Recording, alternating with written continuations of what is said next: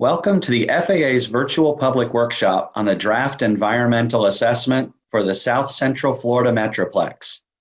I'm Michael O'Hara, Regional Administrator for the FAA Southern Region. Florida is the only state in the country with 4 major international airports: Miami, Fort Lauderdale, Hollywood, Orlando, and Tampa. Palm Beach and St. Pete Clearwater International are also important airports in the national airspace system. In addition, Florida has a significant number of general aviation airports. You get the picture.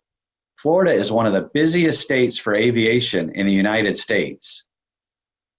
The South Central Florida Metroplex is the FAA's plan to modernize air traffic procedures for 21 airports in the southern half of Florida. Many of the existing procedures are based on outdated technology.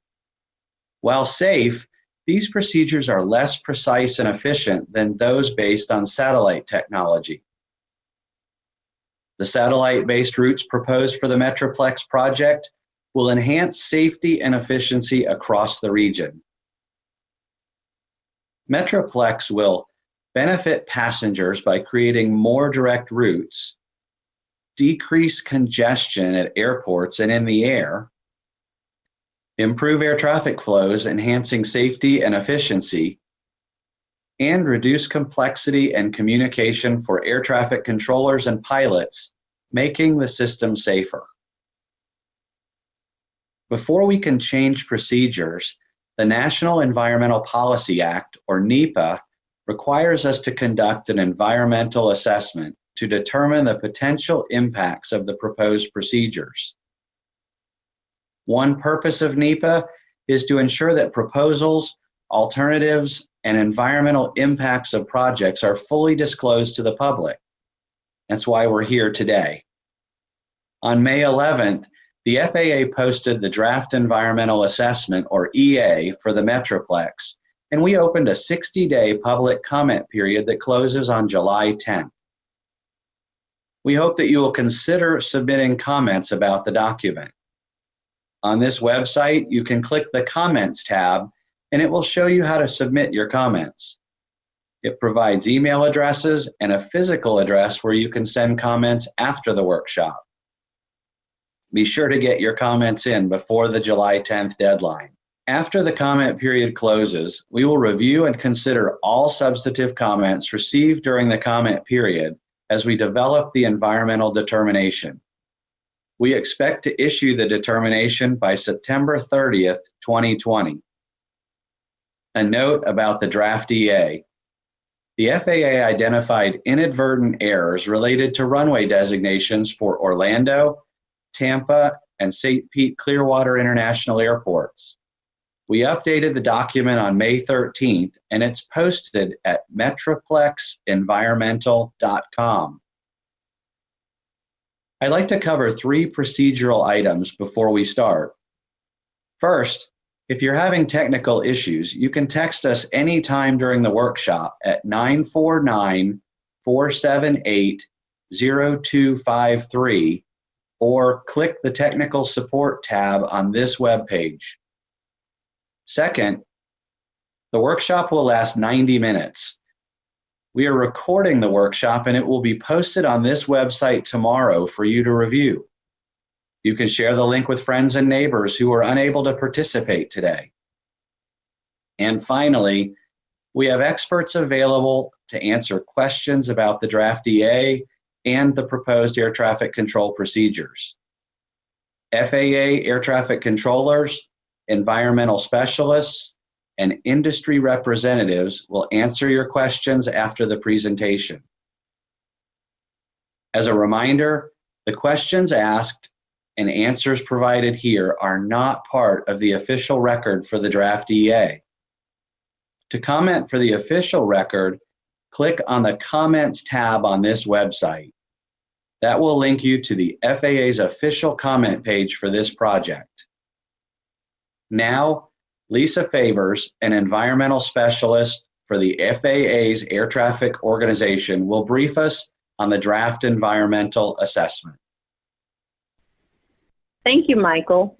I will explain the draft EA for the South Central Florida Metroplex. As mentioned earlier, we developed the document in accordance with NEPA, which requires us first to identify the purpose and need for the project.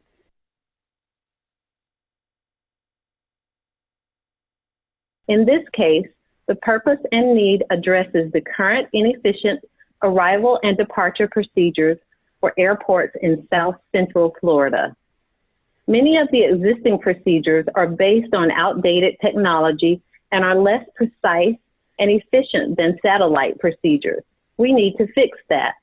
The draft EA identifies causes for inefficiency as lack of predictable routes or procedures to transition aircraft between airport runways and high altitude en route airspace. Complex interactions between converging routes and lack of flexibility for air traffic controllers as they transition flights between high altitude and low altitude airspace. By adopting new procedures, which the draft EA calls the proposed action, we expect reduced workload due to fewer controller-pilot communications, more efficient operations due to decreased complexity, and fewer flight segments resulting in more predictable traffic flows. A detailed explanation of the purpose and need is included in Chapter 2 of the draft EA. The draft EA analyzes potential environmental impacts from the proposed action and the no action alternative. It is important to note that we analyzed many additional procedures, but they not carried forward for detailed study in the draft EA because they did not meet the purpose and need or applicable safety standards. Under no action, procedures in place from June 2017 to May 2018 would remain except for planned modifications that are independent of the Metroplex. Our analysis determined that only the proposed action would meet the purpose and need for the project. The no action alternative would not meet the purpose and need, but it was included in the draft EA as required by Council on Environmental Quality Regulations. The alternatives are described in Chapter 3 of the draft EA. Affected environment describes the human, physical, and natural environmental conditions that the proposed action could affect. The affected environment is described in detail in Chapter 4 of the draft EA. The draft EA considers the effects on 14 environmental resource categories and their subcategories identified in FAA guidance. We evaluated the alternatives under conditions forecasted for 2021, the first year the proposed action could be implemented, and under the 2026 forecasted conditions. The evaluation considers the direct, indirect, and cumulative effects of the proposed action and no action alternatives. The draft EA determined that neither the proposed action nor the no action alternatives are likely to cause significant environmental impacts to any of the environmental resource categories. For more information, you can review Chapter 5 in the draft EA. The rest of my discussion will focus on the noise analysis since you, the public, expressed most interest in that. However, feel free to ask questions about any category during the Q&A session later in the workshop. First, I will explain how we measure noise. The FAA measures aviation noise using the day-night average sound level, DNL, metric. DNL represents noise as it occurs over a 24-hour period, with nighttime noise weighted more heavily than daytime noise. DNL is the standard noise metric used for studies of aviation noise exposure in communities. To account for differences in how people respond to noise, we use the A-weighted scale, DBA. This scale closely approximates the volume of sound as perceived by the human ear. The FAA considers aircraft noise exposure of 65 dBl in residential areas and noise increases of dBl 1.5 dB or more for noise-sensitive areas exposed to noise at or above the dBl 65 dB noise exposure level to be significant. The noise analysis demonstrates that the proposed action would not result in significant noise increases. More information about how the FAA measures noise is in Appendix E of the draft EA, and a detailed noise analysis can be found in Appendix I. Before I end, the following video will show you how to look up noise information for your address. You may search more than 122,000 grid points of noise data in the study area, presented in decibels, abbreviated as dB. The grid points are U.S. Census population points located at 1/2 nautical mile intervals across the entire study area. The map opens to the study area. In the search bar, start typing your address and similar addresses will pop up. Click on the correct address and you will see a light blue map pin. The map shows the model grid points in blue. Click on each point to see a pop-up with noise analysis results. The map shows data including DNL calculated for the alternatives and the change in noise when the proposed action is compared to the no action alternative. Now our air traffic control expert will brief you on some of the more significant procedures the Metroplex proposes for your area. Hello, my name is Rick, and I'm an air traffic controller who works at the FAA's Miami International Air Traffic Control Tower and Radar Approach Control. In this section of the website, we will walk you through the flight procedure poster boards for Miami International Airport, Miami Opa-locka Executive Airport, and Miami Executive Airport. Each of the following boards shows a sampling of existing flight tracks and the proposed new flight procedures for jet aircraft. Each board will show either arrival or departure aircraft with current date tracks color-coded via altitude. The flight tracks and proposed procedures are all overlaid on a map of the surrounding area. Each flight procedure board is oriented with north facing up. The name of the airport and the name of the flight procedures are in the box on the upper right corner. This box also shows the type of operation, either arrival or departure, and the direction of flight, which we call flow, either north, south, east, or west. Flow is related to the layout of the airport's runways. At Miami, there is east flow and west flow. There are 4 runways at Miami, 3 parallel runways oriented east to west, and the 4th runway that is oriented northwest to southeast. For example, east flow includes 4 runways that allow aircraft to land and depart east and southeast bound. On an east flow, runways 9 and 12 are the primary runways for arrivals. Runways 8 left and 8 right are the primary departure runways. When in west flow, the runways used are runway 26 left, 26 right, runway 27, and runway 30. These runways allow the aircraft to land and depart westbound over the land. Miami Opa-locka Airport and Miami Executive Airport also have runways in the same orientation. For each of the 3 airports, east flow is the more common flow of air traffic, with aircraft arriving over land and taking off east towards the ocean. A few acronyms are used on the boards. A standard instrument departure, or SID, is a departure. A standard terminal arrival, or STAR, is an arrival. Area navigation, or RNAV, is a term for modern satellite-based navigation technology used in the proposed procedures.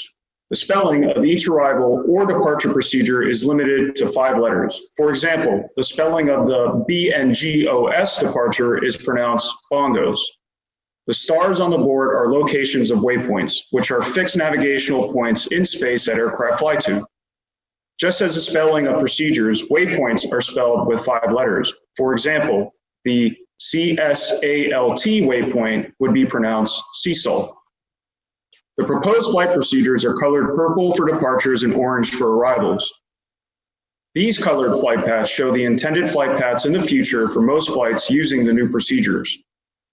Surrounding the flight paths are dispersed path areas in either pink for departures or yellow for arrivals. These areas show the possible locations where aircraft may fly in the future and account for the possibility of different routing to avoid hazardous weather for operational need or for safety.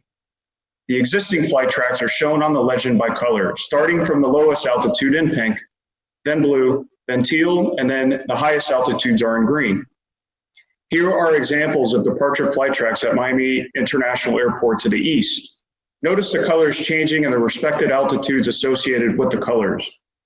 The flight tracks shown are a sample of jet aircraft operations, which are from March to April 2018 for Miami International during the daytime, which does not include nighttime hours between 11 p.m. and 6 a.m. The bullet points on the right side provide additional details about the procedures. Next, we'll take a look at a few arrival and departure boards for these airports. This procedure board is for Miami International Airport East Flow departures. There are 10 proposed departure procedures that would be used when the airport is on an east flow. The bongos, glades, colada, vacay, foals, guava, mojito, noche, arps, and twister. This is the most common direction of air traffic flow at Miami International. There are 5 departures to the west and north called glades, bongos, twister, vacay, and arps. For airplanes that depart to the south and southeast, there are 5 departures called mojito, noche, guava, colada, and foals. Aircraft from Miami using the twister and ARPS procedures would initially depart navigating along the procedure and then would be given a navigational heading to follow called a vector by the air traffic controller. These are shown in a lighter shade of purple. The noche departure procedure is used for nighttime operations between the hours of 11 p.m. and 7 a.m.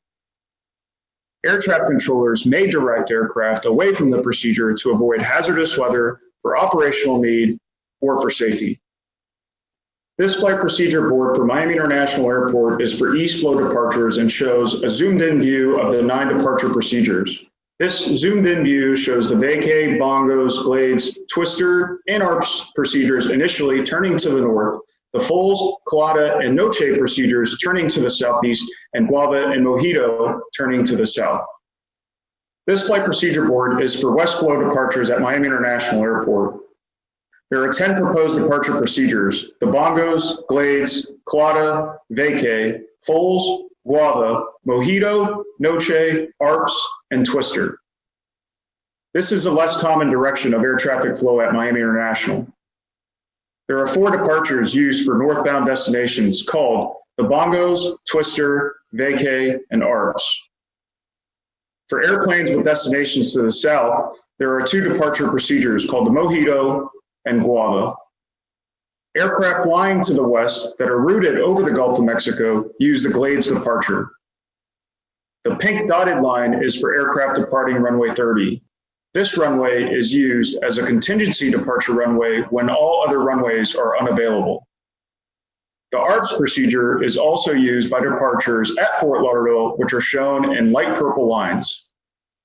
West flow departures from Miami join the ARPS departure procedure near Boca Raton, generally an altitude at or above 13,000 feet. The twister is also used by Fort Lauderdale. Aircraft from Miami merge onto the twister departure near the South Florida Wildlife Management Area, generally an altitude at or above 13,000 feet. This flight procedure board is for east flow arrivals at Miami International Airport. There are 5 proposed arrivals: the Coastal, Doral, Heron, Largo, and Vice.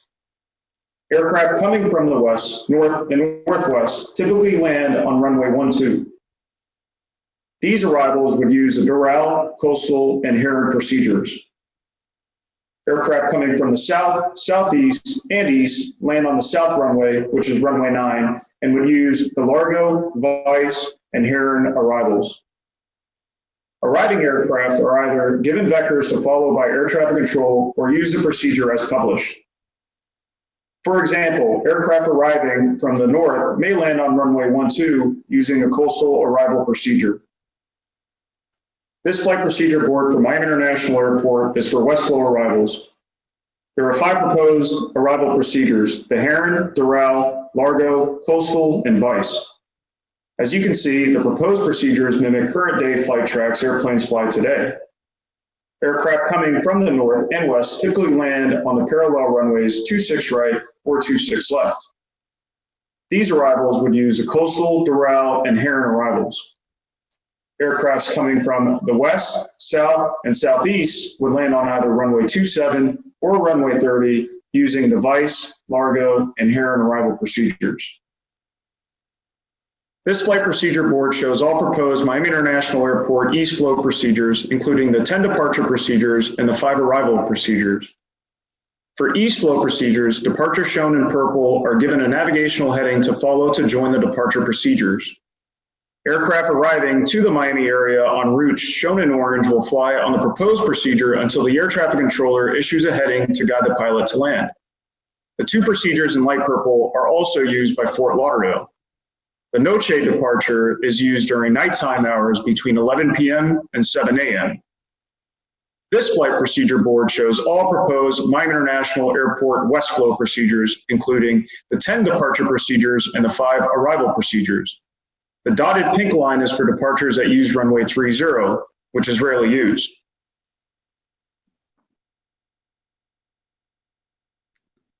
Okay, good evening. Hello, welcome to the workshop for the Miami area for the South Central Florida Metroplex. This is our live Q&A session, and I'm Michael O'Hara, the Regional Administrator for the FAA Southern Region. I'm joined by several technical experts, including Luis, who's an air traffic controller from the Miami Air Traffic Control Tower and Radar Approach Control, Lisa Favors, an FAA environmental specialist, and several others from the FAA, as well as airport and airline industry representatives. Luis and Kingsley are available to help with any needed Spanish translation if that would be helpful during the Q&A exchanges this evening. As a reminder, we're holding this workshop to answer your questions about the South Central Florida Metroplex. We're unable to answer questions about other topics in this workshop. Please submit your questions on the Metroplex in the Q&A box on Zoom or Facebook or YouTube, or you can text your questions to us at 949-478-0253. Again, that number to text us questions is 949-478-0253. If you need technical assistance during the workshop, please click on the Technical Support tab on our website. I'd like to turn it over to Luis for just a moment. Pueden someter sus preguntas en español a través de la aplicación Zoom, vía redes sociales como Facebook, YouTube o por mensaje de texto al número 949-478-0253. Una vez más, al número 949-478-0253. Thank you, Luis. All right, well, welcome again, and I'm going to move right into our first question. Will the new procedures increase the noise generated from aircraft? Let's see. Lisa, if I could ask you to help with that answer, please.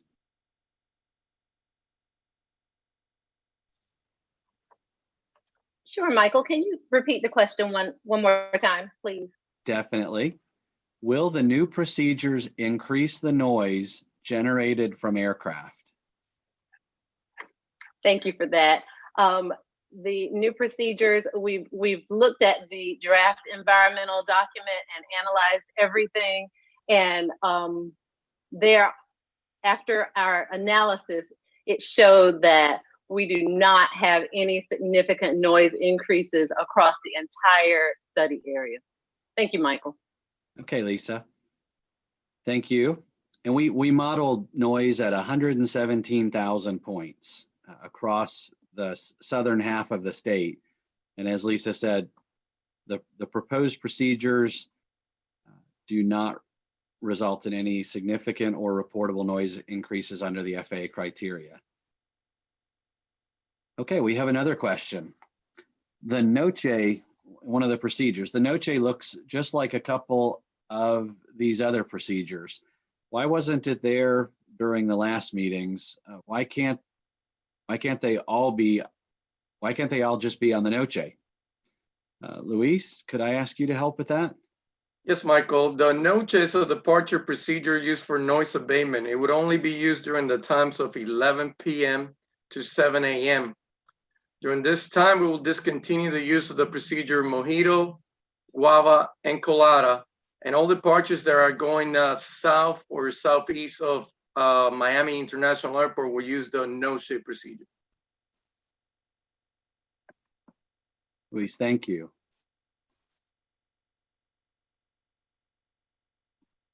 All right, we have a question. There are a lot of airplanes over the Everglades. Did we study the environmental impacts? Lisa, that may be back to you. Sure, I can help with that. The short answer to that is yes. The draft environmental document considered all impacts, direct, indirect, and cumulative over the Everglades as required by the Council on Environmental Quality regulations and our NEPA regulations. And we are in consultation with the National Park Service to ensure that compliance. You can review that analysis over the entire study area that also includes the Everglades in the draft environmental document. And you can find that at metroplexenvironmental.com. Again, that's metroplexenvironmental.com. And once you're there, if you click on South Central Florida Metroplex, it will take you to the page where you can get the documentation. There we are on the screen.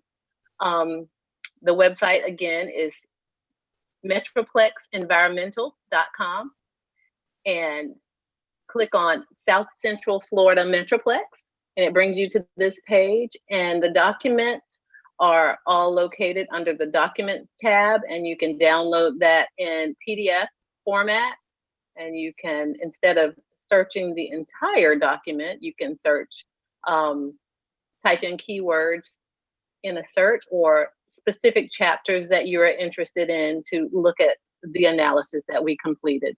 Thanks, Michael. Thank you, Lisa.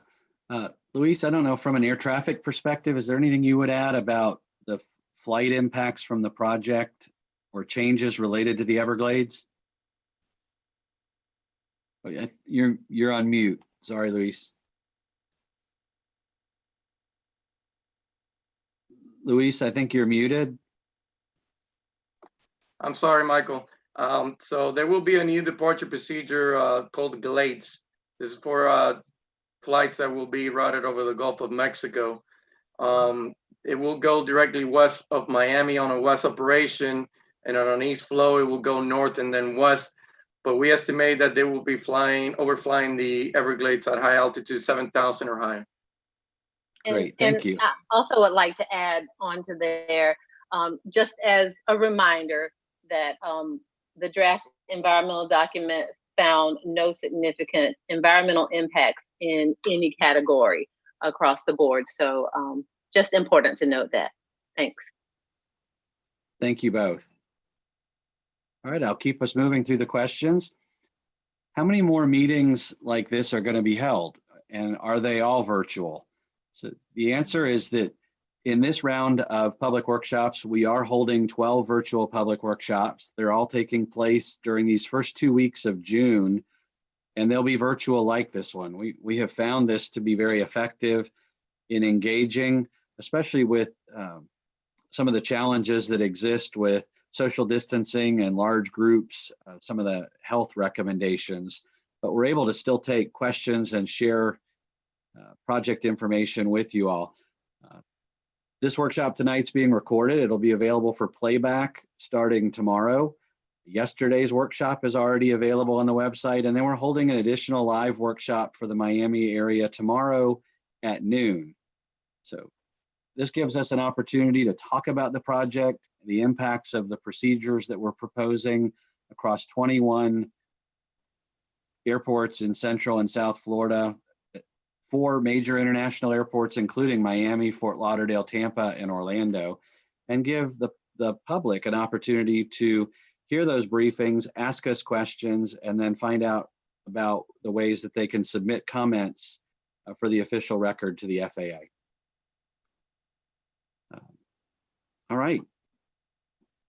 I guess one other quick note on that one. We have all the experts here that we would typically have in a live workshop. So you have our full team.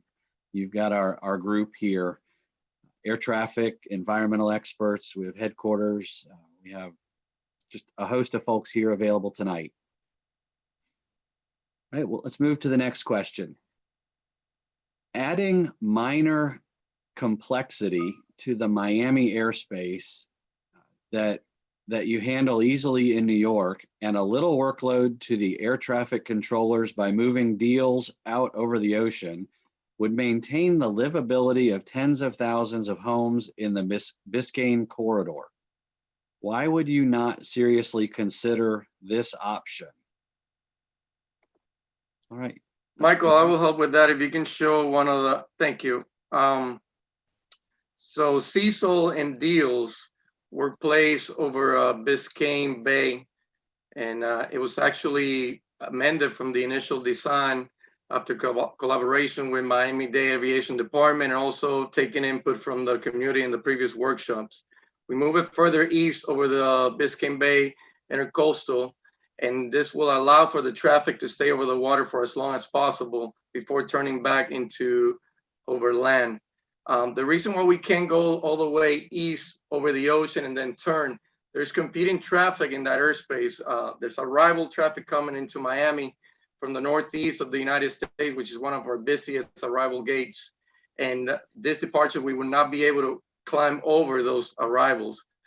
And with that being said, what could happen if we go all the way east, this traffic will go over land, over the water, and then back over land at lower altitudes. So we basically did a compromise, and going over the intercoastal seemed like the most appropriate way, not over overpopulated residential areas. Okay, Luis, thanks.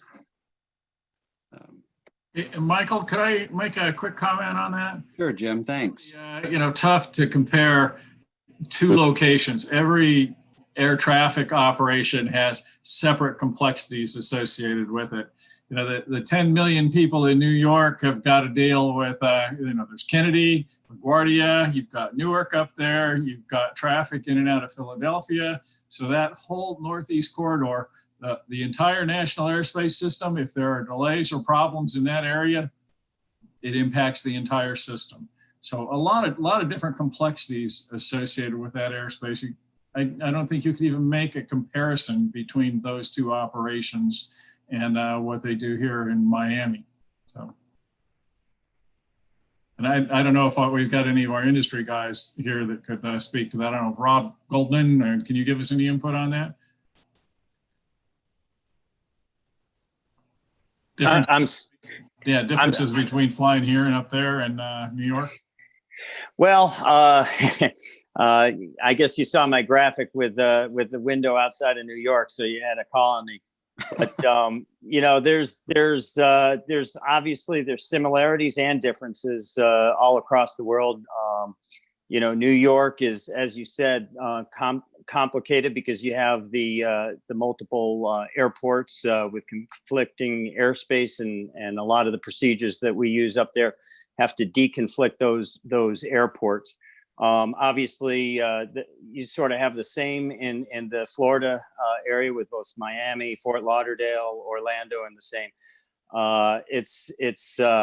I would say we have an expression in aviation. If you've seen one airport, you've seen one airport. They're all different. They have all their unique challenges, and as well as their similarities. So it's just a matter of establishing procedures that focus on safety as number one, and that's the number one aspect, and why we're doing all this work. But also from an airline standpoint, and everyone else's, we're looking for efficiency as well. Efficiency in terms of fuel savings, but also throughput at the airport. So at the end of the day, Delta wants our customers to arrive on time. So making sure that procedures are efficient and allow that is also important. And finally, whenever we talk efficiency in terms of reduced fuel burn, that's also a reduction in carbon emissions, which is also critically important. So for the community as well as noise reduction. So I'll close by saying, again, you've seen one airport, you've seen one airport. New York is its own unique challenge. Okay. Rob, thank you. And Luis. All right, we have another question here. It says there's a park 2.5 miles off the tip of runway 8 right that doesn't even reach your modeled noise threshold for being reportable. Do you model noise differently over a park than residential areas? I can take that, Michael. The noise analysis that we completed for this project evaluated noise exposure to communities and across the general study area, and specifically from altitudes from ground level up to 18,000 feet above ground level, and that we abbreviate that as AGL.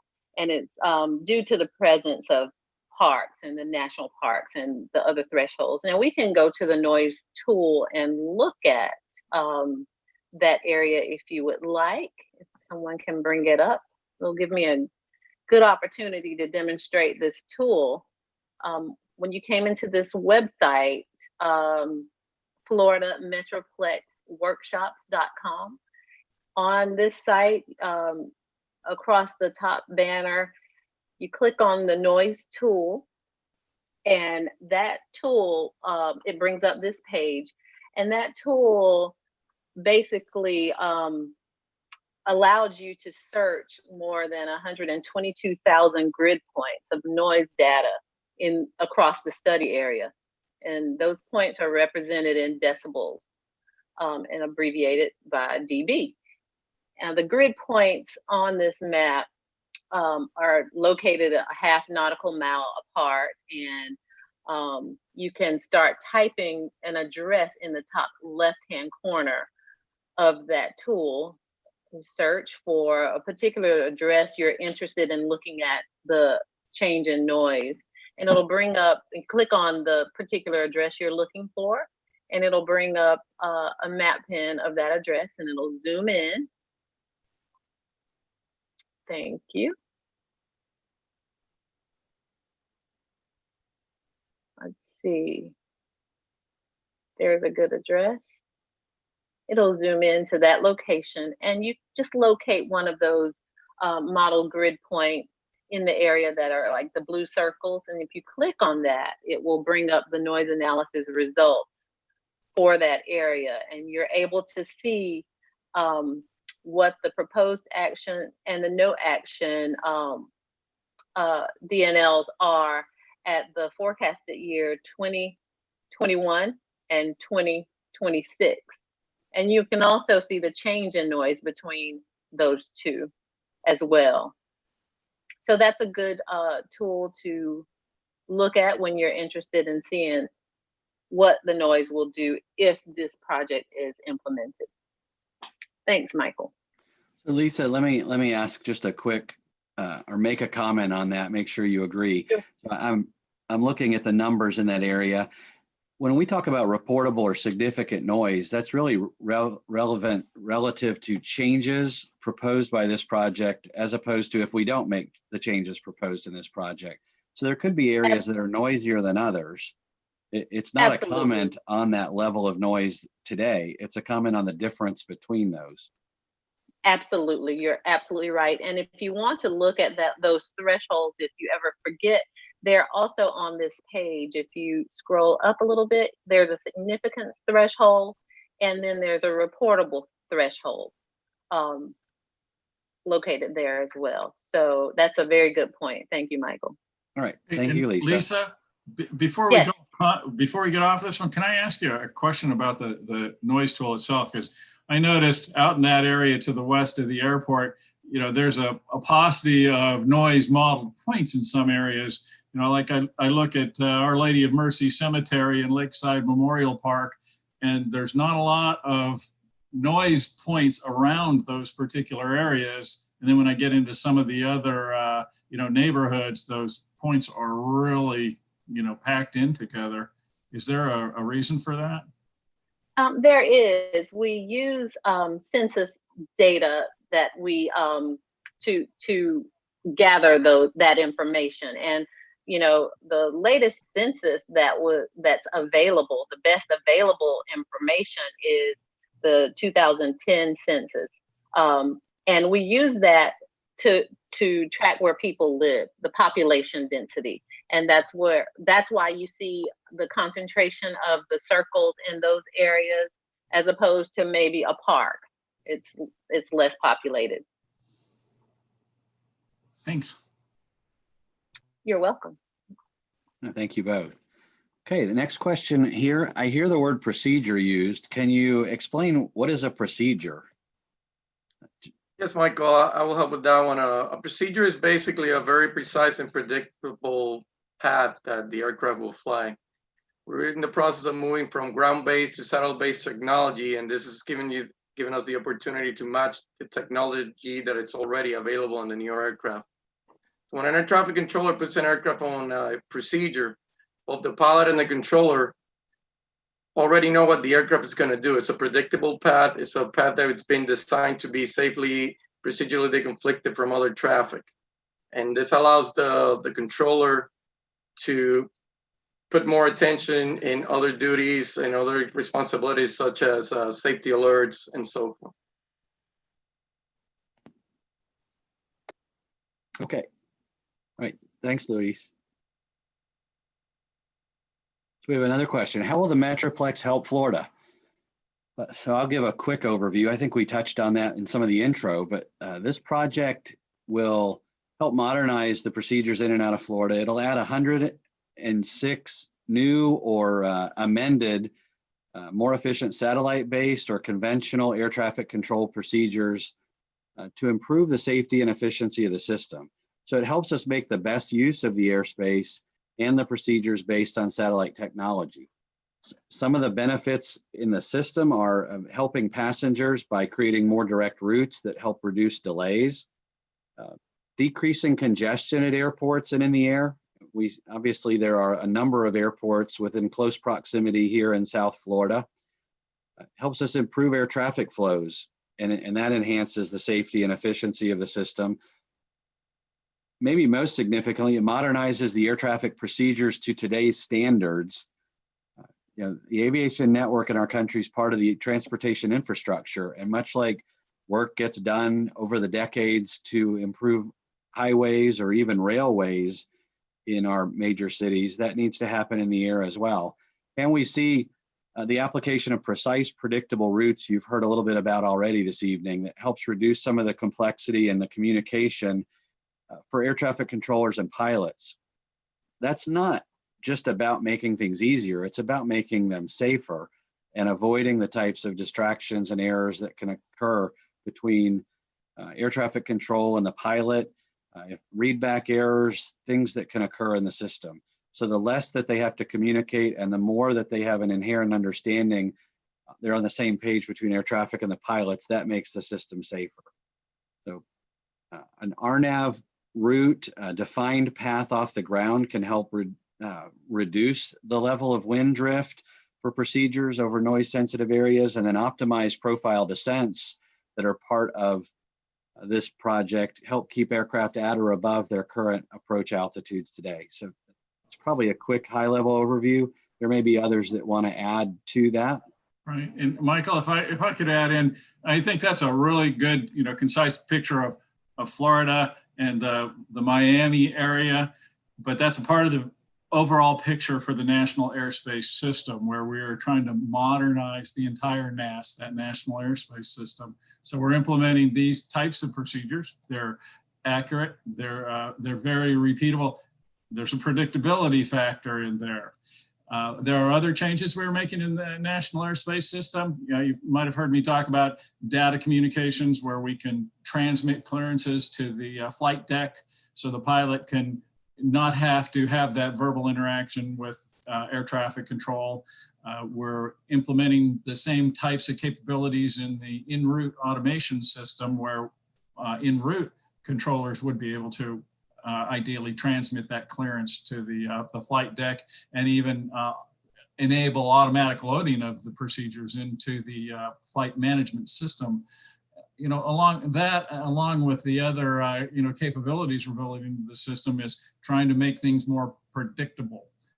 That's predictable for the airlines, who will have access to this data communications system, and also for the flight deck and air traffic control. So we'll move from a system like we have today to one where that predictability lends itself to being able to project the trajectory of aircraft throughout the entire National Airspace System. Thanks, Jim. Yeah, if I could, just to add in, from the pilot side, all these automatic things, really do lead to safety on the flight deck, and the predictability, especially. The workload for the pilots isn't reduced by any of this stuff. As traffic volume increases and the complexity of the overall system is there, the more the predictable path that we could fly, the more that we can focus on flying the airplane, the more that we can focus on the trajectory of the airplane, the safer we are. So all these things combined that were just discussed really helps in the overall safety and again, efficiency of the entire network. Rob, Jim, thank you. Caesar, did you have something to add? Yeah, just to add to what Rob just said, the most workload that we have in the flight crew has is especially from pushing back off the gate until we get to the cruising altitude. Especially after taking the aircraft off the runway, the act of takeoff. That aircraft, we're transitioning the aircraft now into from getting down the takeoff roll, getting up in the air, retracting the gear, getting the airplane up to safety speed, and then cleaning up the flaps. There's a lot going on in the cockpit. In the past, without this flying off the runway, RNAV, RNP procedures, on top of everything we have to do to fly the aircraft safely, we're also listening to ATC for a heading, for an altitude. And now being able to, I'm just really almost saying everything that Rob just said, but being able to program into our flight management computer what we're going to do when we're sitting safely at the gate. And now I just have to make sure that everything is going well with the aircraft, because the path that it's going to take, how high we're climbing to, is all predetermined. It's already programmed in there, and it just makes the whole situation a whole lot safer. All right, Caesar, Robert, thank you for adding your perspective. And I'm only going to add one more sentence, but I know Jim took it kind of national. I started with Florida, but local in Miami. I mentioned 106 either new or amended procedures. In the Miami area, we're looking at 13. So just so you have that local number, there are 13 procedures at Miami that we're looking at, one in Opelika, one in Tamiami. So I just wanted to share that perspective. So sometimes people hear 106 and that sounds like a lot. That's 21 airports. So a little closer to home, I just wanted to share the other perspective. All right, let me move us to the next item here. All right, this is, I'm a city councilman in the city of North Miami, and our city opposes the proposed flight pattern changes. They'll bring too many flights over our city too often. Okay, thank you, Councilman. I don't see a question in there, but I want to take the opportunity to share the information on how the public, how everybody can comment. Oh, you guys are like 2 steps ahead of me. Thank you. So if you go to floridametroplexworkshops.com, there is a comments tab. It's highlighted there, provide comments, and you can submit that through the web page, or you can use the links to email those in, or you can actually mail those in to us at the address given. And the FAA will consider all of the comments that are received during the comment period. That's open until July 10th of 2020. And this draft environmental assessment identifies the FAA's proposed action, what we are recommending in terms of changing procedures in the southern part of Florida. No final decision will be made on this project until the FAA has an opportunity to consider all the comments that come into us through one of these 3 methods before the end of the comment period. So we intend to make a final environmental determination on the project by September 30th. And then looking beyond that, I guess I could share, we wouldn't implement procedures prior to spring or summer of 2021. So in case anybody wants to know what that timeline could look like, that's roughly what we're looking at. But the main point there is, if you have a comment, if anybody participating has a comment after participating in the workshop, that's a way to get that to the FAA so that we can consider it, consider your comments on this draft environmental assessment. All right, thanks for pulling up the page there.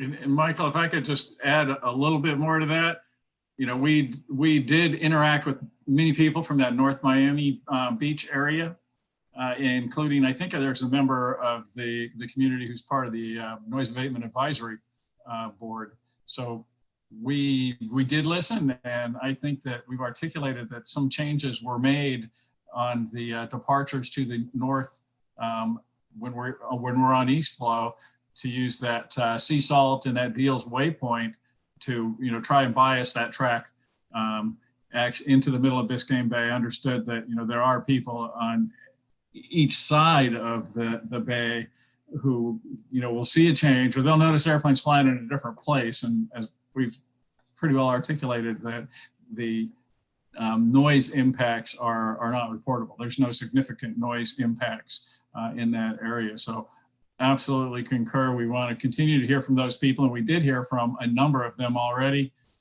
That's why we're here having these workshops, and you know, we look forward to additional comments.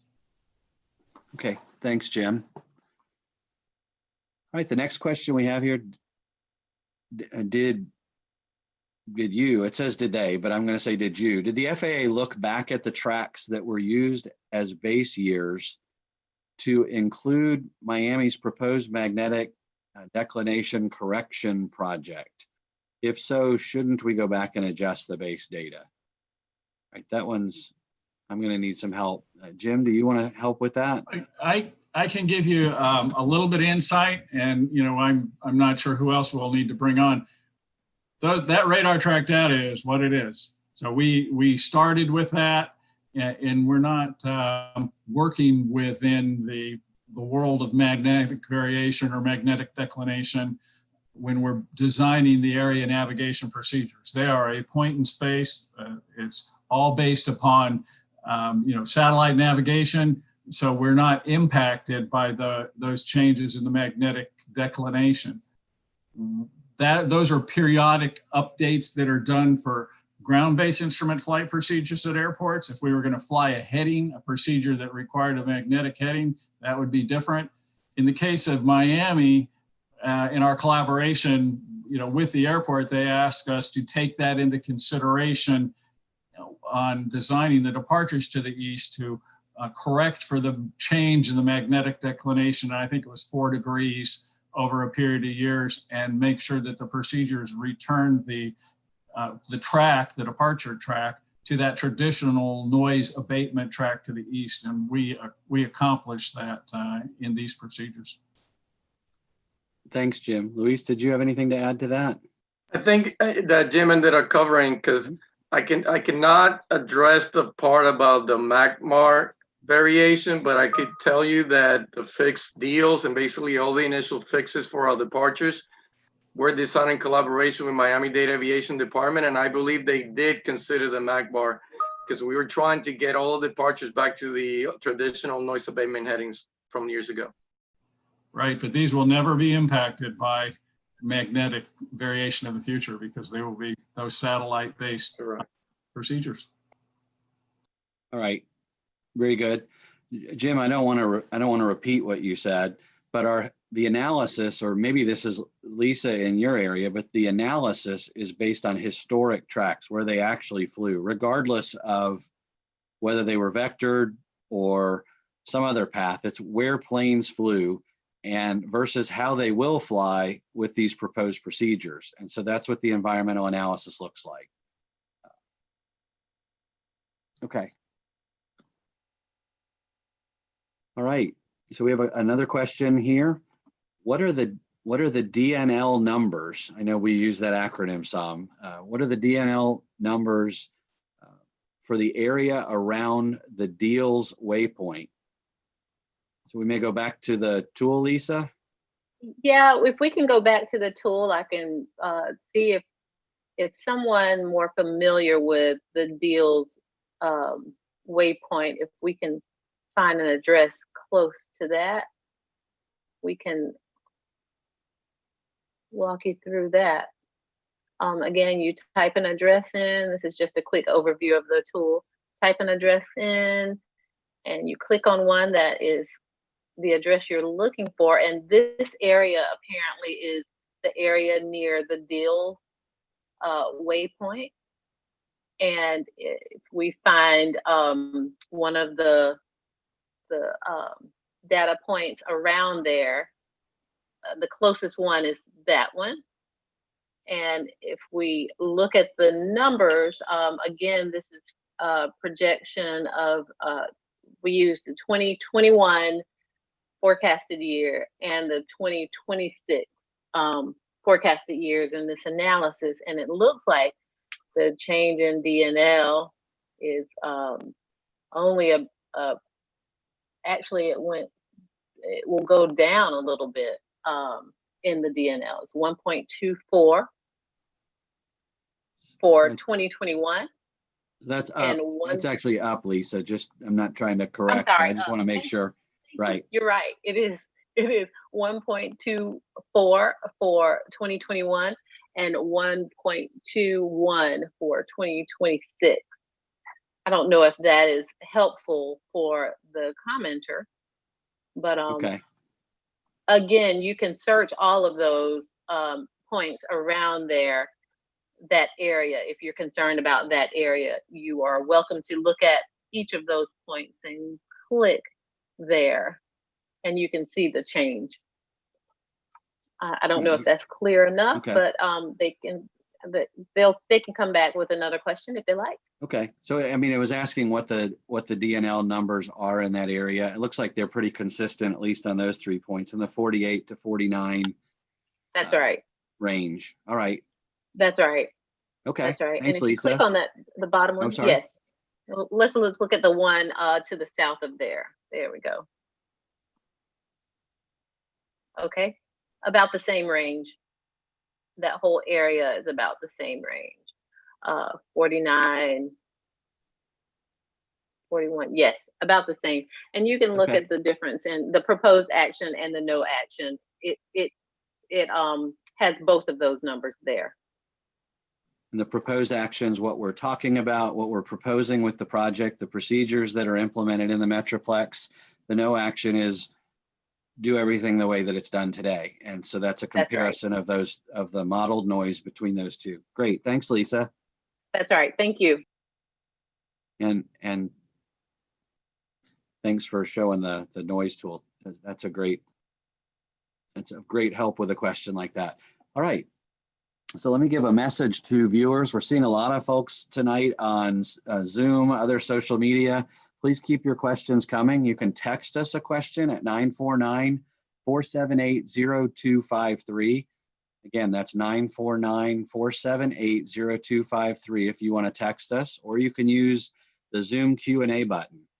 So please note, we'll continue to take new questions until 7:30, and we'll continue to answer the questions we've received at that point. And I'm going to keep us moving so that we're getting through as many as we can. All right. Are there existing noise abatement procedures, and will there be any requirement to use specific climb profiles to adhere to noise abatement procedures? All right, we may have a couple people chime in on that. Yeah, that's a good question, Michael. We certainly coordinated, with the Miami-Dade Aviation Department to ensure that we complied with, or we understood what their noise concerns were, because this is an FAA project. But we coordinated very closely with them to make sure that we met their needs. But the climb profile question also has an air traffic element to it. So that's really for Luis to weigh in on the climb restrictions or climb requirements for aircraft using the departure procedures. So the answer is yes, they are current noise abatement procedures. Departures are supposed to stay on initial departure heading to either 5 miles or 4,000 feet altitude, whichever comes first. The controller is not supposed to turn in until then. With this new designs, if you can show the departure boards, at least the east one, you can see that we have moved the initial fix even further east than 5 miles, which will keep this departures on the initial headings longer than what the current noise abatement procedure is. We also coordinated with Miami-Dade Aviation Department on a new midnight noise abatement procedures from 11 p.m. to 7 a.m., the Noche departure. And this Noche departure will basically substitute all the other shifts that go to the south and southeast of Miami, the Mojito, the Guava, and the Colada. This is Rob, if I could weigh in. Sure, Rob, thank you. Yeah, I'm not exactly sure of the question, but this might be in relation to how an aircraft climbs out. There's basically, when I take off, I have my flaps out, and then I have to, at some point, I have to accelerate and retract the flaps.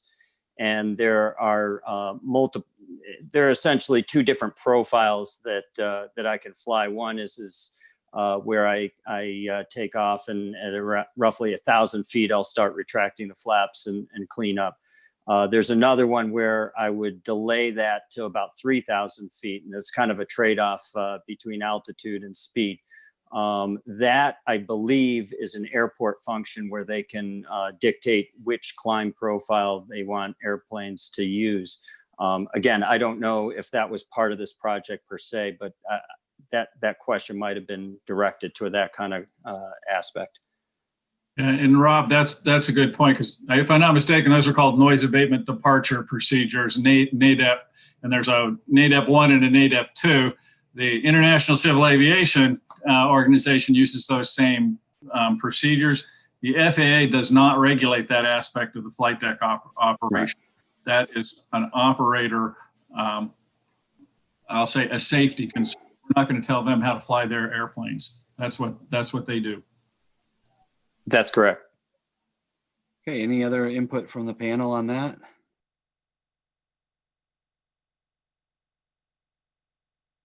Okay, thank you all. All right, here's a question. Will noise increase? And if it does, what will the FAA do about it? So, Lisa, I think that may come to you. Okay. Would, please.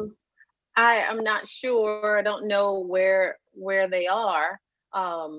If what specific area they're referring to, but I can share that the procedures do not exceed the thresholds of significance for any environmental impact category throughout the study area. So no mitigation is being proposed. Thanks, Michael. Thank you, Lisa. All right.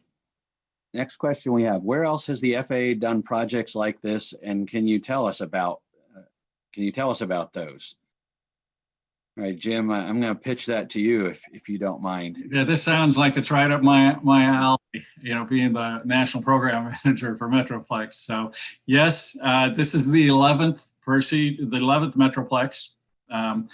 We have completed 9 others, and we just this week released the final environmental assessment for the Las Vegas procedure, or the Las Vegas project. Every one of them is different. Although all of the projects have the purpose and need, safety, and efficiency, they have different challenges to overcome. I like to use, Southern California as one of a really high density traffic area with multiple airports in close proximity to one another. So one of the problems we resolved there was, deconflicting the arrival and the departure flows for those airports. In Las Vegas, it's not as, there's only a couple of airports around there, but they're in very constrained airspace. And like South and Southern Florida, they haven't had an update in their procedures in a decade plus. So we're updating that. And there they have that special activity airspace, the military around them. In Cleveland and Detroit, they had no RNAV procedures, no area navigation procedures before the project. I think I like to tout it as one of the real success stories for some of the throughput that we can gain for an airport like Detroit, where we enabled the use of triple simultaneous arrivals to Detroit Airport, which is really an efficiency gainer. And I know, Rob, I'm going to pick on you, Rob Goldman, because that's an airport that you fly out of, if I'm not mistaken. Yep. How's that working for you? Well, you keep picking on me. Yeah, the Detroit Metroplex was a success, like the others. And I back to my original comment about New York. You've seen one airport, So there are differences, there are opportunities. Another thing, you mentioned the triple simultaneous approaches, which went from I don't remember the numbers in terms of arrival rates, but it magnified it immensely, and that supported a better operation there. But we also integrated things like time-based flow management and other traffic flow management tools. I think that the key really with the overall project is just bringing in all the stakeholders together. I think that's the one common across all the different projects, and stakeholders, including, all the different lines of business within the FAA, the airlines, business and aviation, and the community, all working together, on these projects. And that, if I could say is the one, commonality across them, that's the one piece. And it's really proven to be beneficial. Michael, if I may just Sure, follow, Virginia, thank you. follow Bob's comments. American, like Rob said, was at the table from the very beginning of this project. We're very proud of that collaboration and input, and we very much appreciate where we are today. I think the results have been extremely well thought out and productive. So thank you, Rob, for pointing that out, because I think having us be involved with our airport partners from the very beginning was a key and critical element to this project.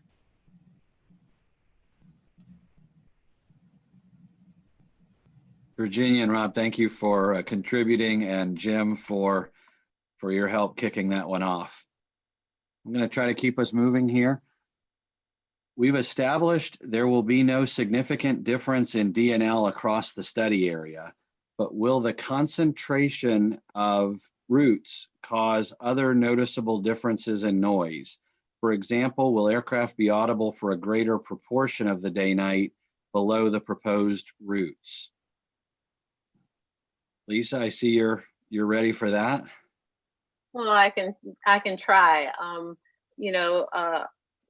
The noise model accounts for all those changes, all the changes in noise across the study area, and that model does use the day-night noise level, and it accounts for aircraft magnitude, duration, and frequency. So I would say, we did take that into consideration.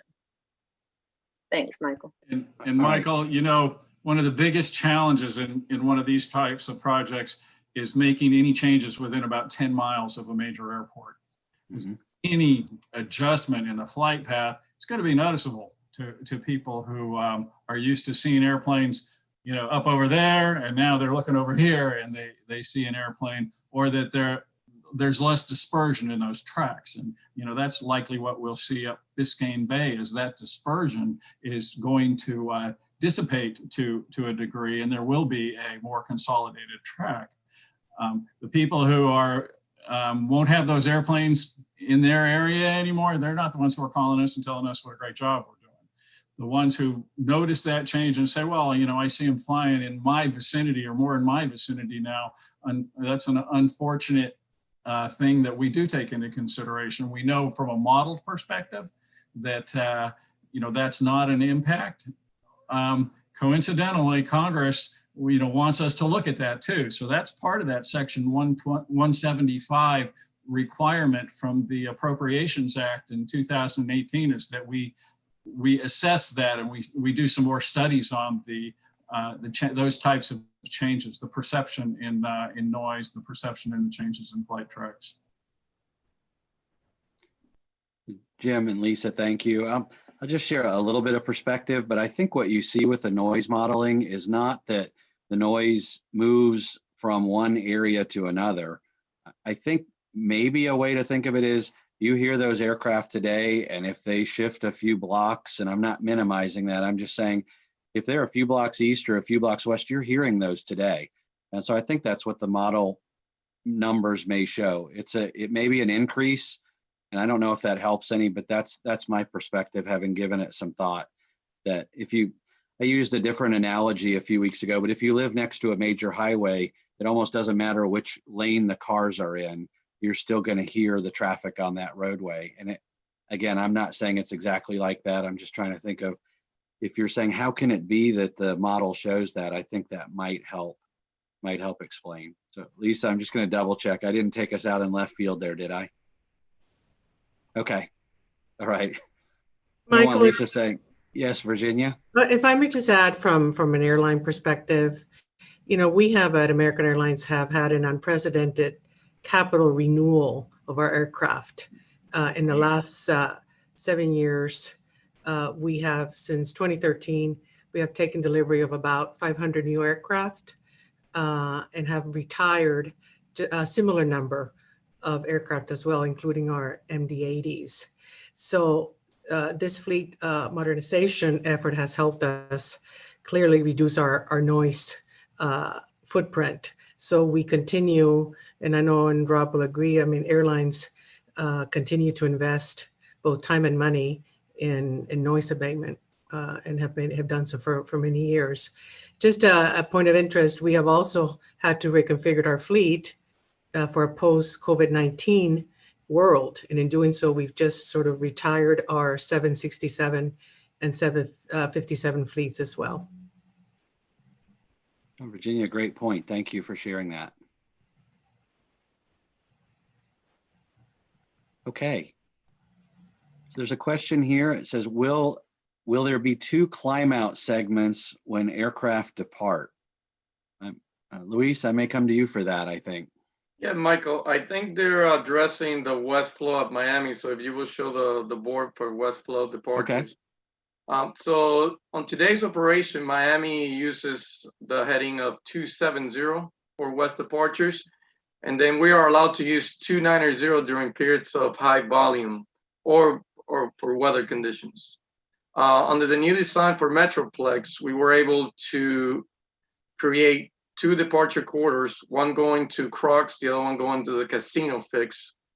The fixed Crocs, once again, in collaboration with Miami-Dade Aviation Department and taking into consideration comments from previous workshops, we were able to locate it south of 36th Street, which I believe becomes 41st Street as you go further west. And this keeps departures over industrial areas for longer periods of time that you can see they currently do today. And the one casino, that's basically going to be the 270 heading, and that keeps them also over industrial areas. All right. Thanks, Luis. I think I may be coming back to you, but we probably need a different board. But can you explain your decision process for routing the 7 Northeast SIDS and Stars to and from Miami and the Opa-locka flights over one area of Miami-Dade that is densely populated? So I will start answering that question with there was no major changes in flows created by this project. If you can show the board for east flow departure procedures, please, I will further explain.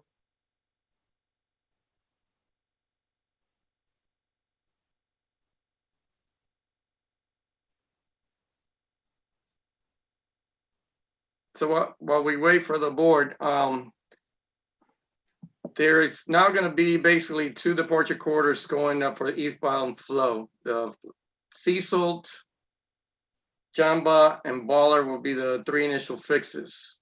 Currently, traffic that you're going to see here going directly east to the water, that's traffic that's going to the northeast over the Atlantic. That traffic is now going to be taking up that flow, taking south to the flow over Jamba. That's going to diversify some of the traffic congestion. Also, the Cecil fix also was moved further east from where we currently turn traffic to the north and northwest, keeping them over the Biscayne Bay, away from populated areas. Not sure what the area that the gentleman or the lady with the question is referring to, but I can assure you that with this new procedure, we're gonna have less traffic going to the northeast over populated areas. All right. Thanks, Luis. So,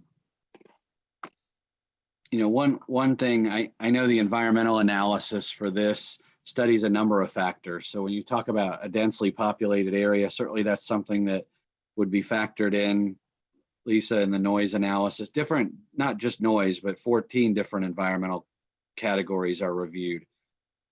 And again, I know you said it earlier, but well, I should let you say it, but no significant. We found that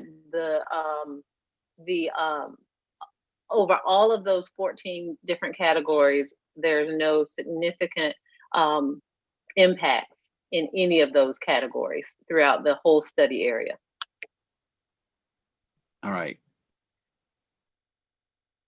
Thank you, Luis and Lisa, for adding in there. All right, we have a question. Could the noise levels be reduced on arrivals from the west by changing the altitude at Heron to be revised to 6,000, as is Eels, and revise, is it Acer, to 5,000? So I have to come to you, Luis. Yeah. I'll help you with that fixed name. It's actually Acere. Acere, okay, thank you.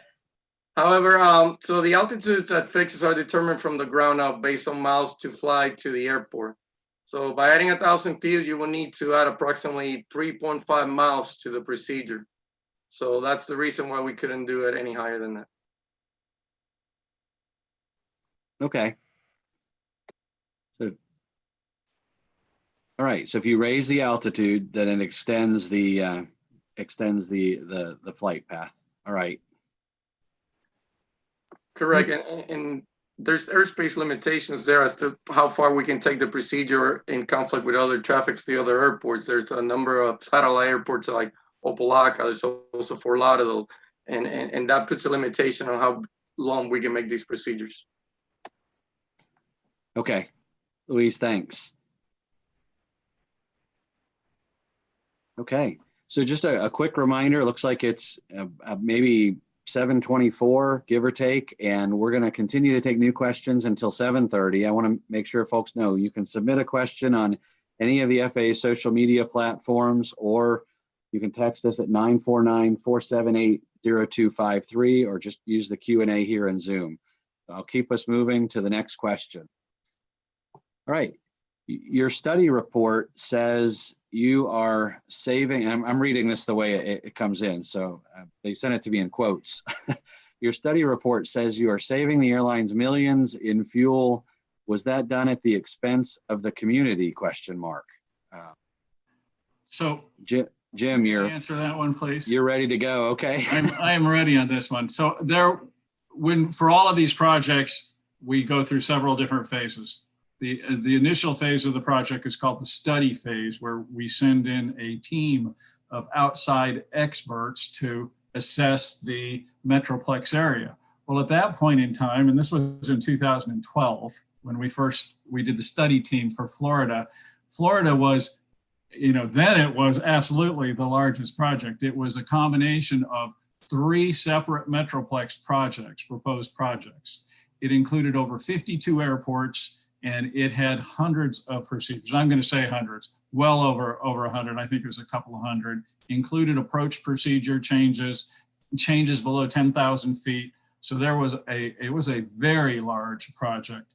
Subsequent to that, we de-scoped the project to its current size, where we have 21 airports that are qualified for the environmental analysis as IFR airports. So the airports have to have a sufficient number of instrument operations in a year to be in that analysis.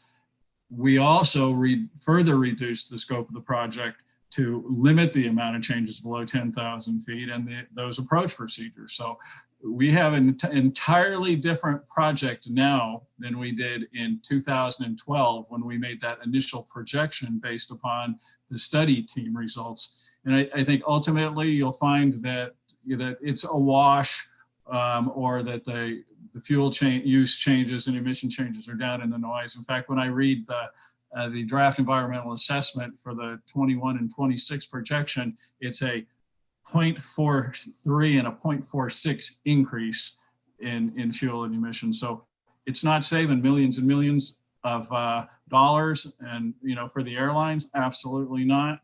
I hope I'm not making any enemies here among my airline friends, but we're achieving a lot of other really beneficial objectives here.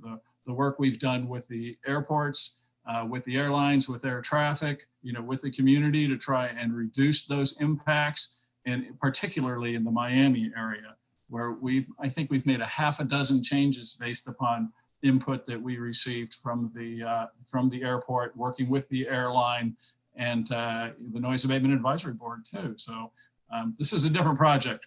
It's not saving the airlines millions of dollars. And when we finish the design team analysis, so the analysis of the existing designs as opposed to those original designs, then we'll also post that information on our website. So I think if the person who asked the question, if they go back to our website, I believe we removed that information and we indicated that when we finish the current analysis, we'll post that information.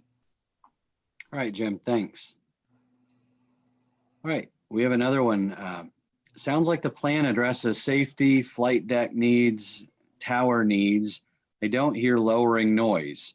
Can you tell us about any significant noise reductions on the east side and the west? So, all right.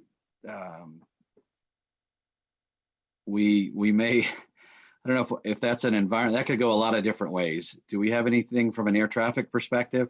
What I'll start with is that the primary mission of air traffic control is always to safely separate aircraft while attempting to balance the needs of all the users, including the airports and the community. So our mission is about safety and efficiency. Lisa, do you want to share some about maybe how some of the things we do with noise? Right. I just want to add to that the FAA is always in different studies and different doing different research on better ways to reduce the noise at the source, and the source are the engines, the aircraft engines. And we touched on that a little bit earlier. Virginia touched on that, how a lot of the fleets are being retired. Some of the aircraft are being retired and everything, and that really does help, because the newer aircraft are more efficient and they are quieter. Extensive research. We've done a lot of research over the past 50 years in conjunction with manufacturers and industry partners and air carriers.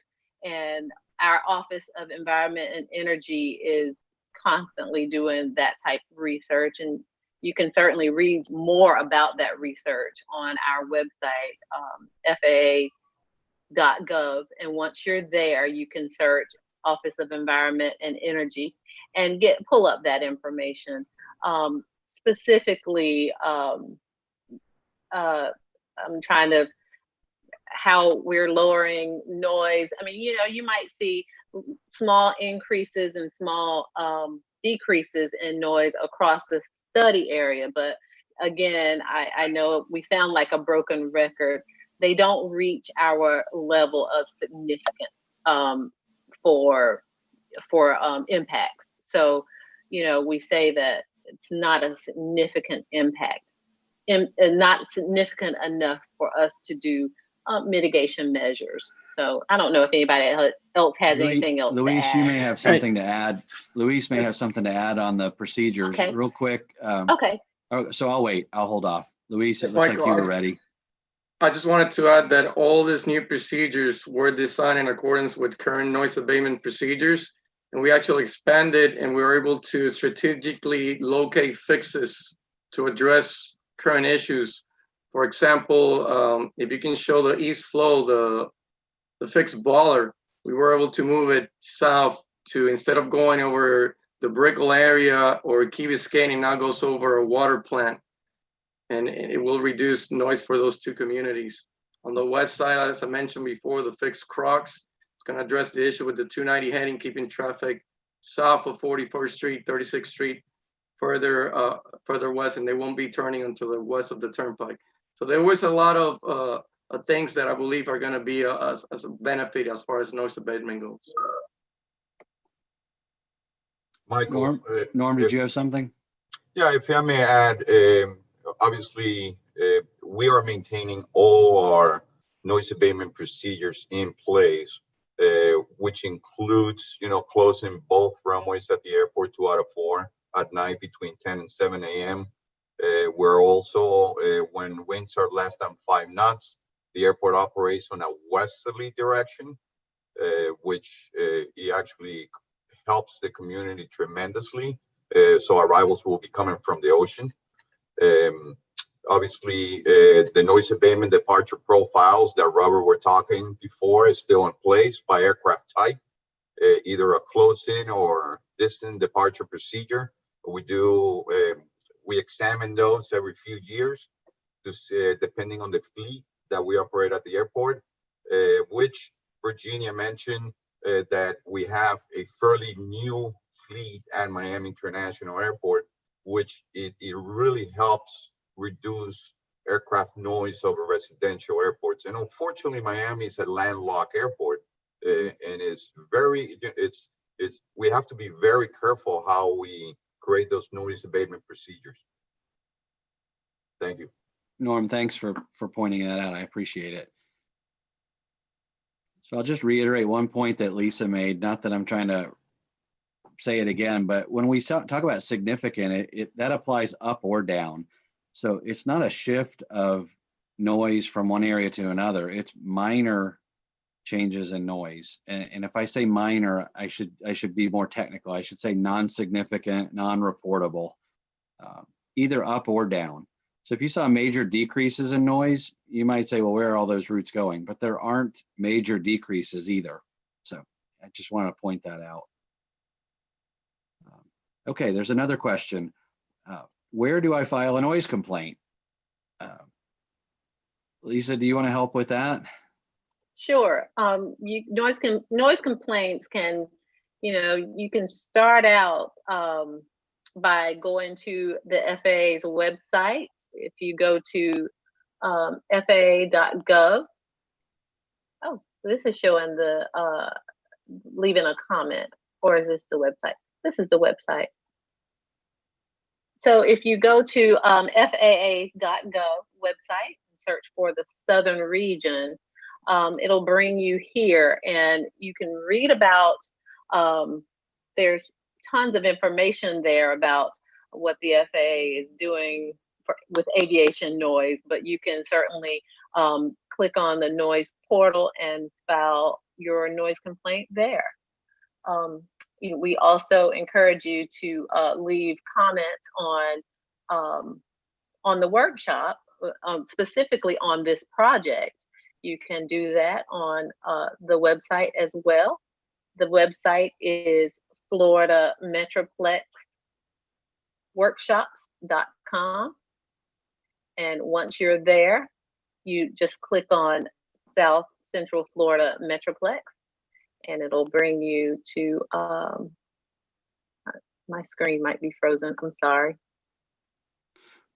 No, I think you're right, Lisa. What's on the screen is about commenting on Metroplex. So the question is more about a noise complaint. I'll just jump in. Right.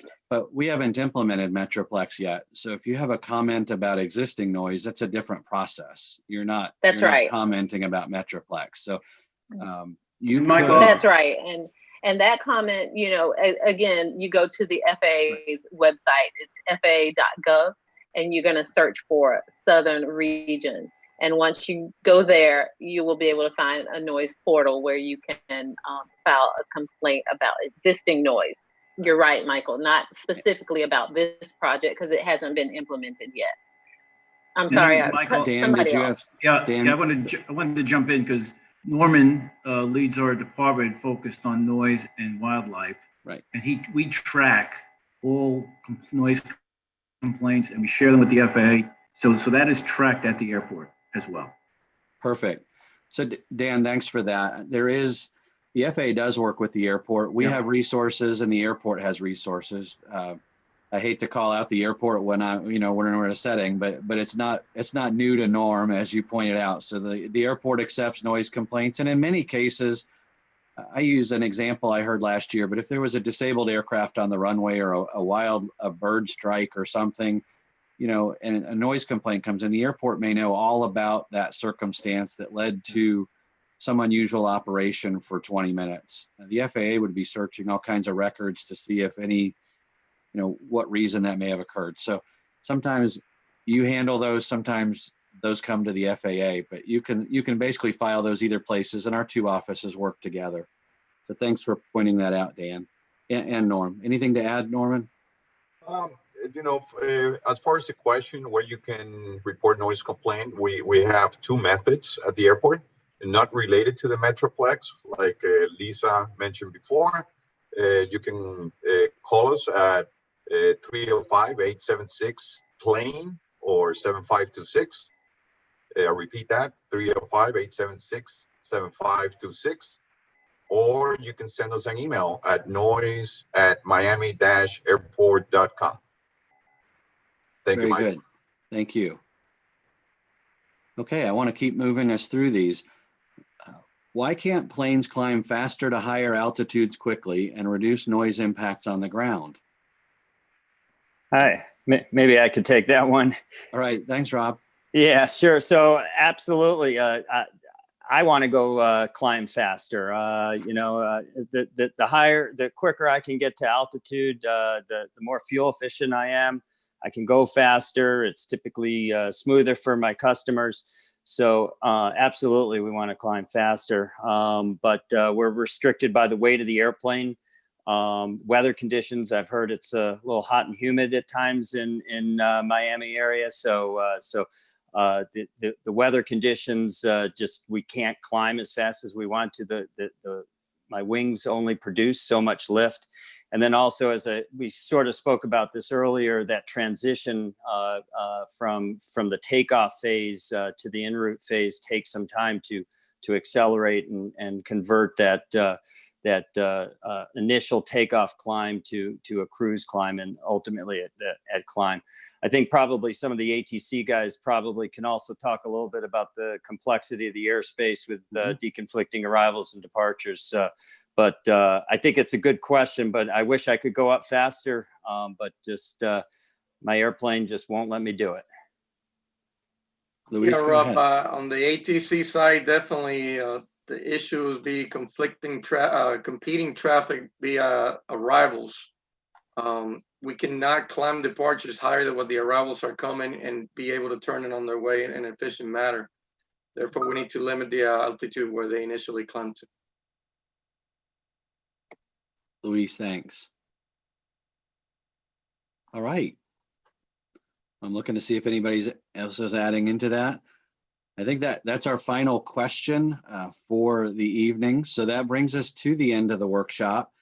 I want to thank you all for participating, for asking good questions, and I hope our answers were informative.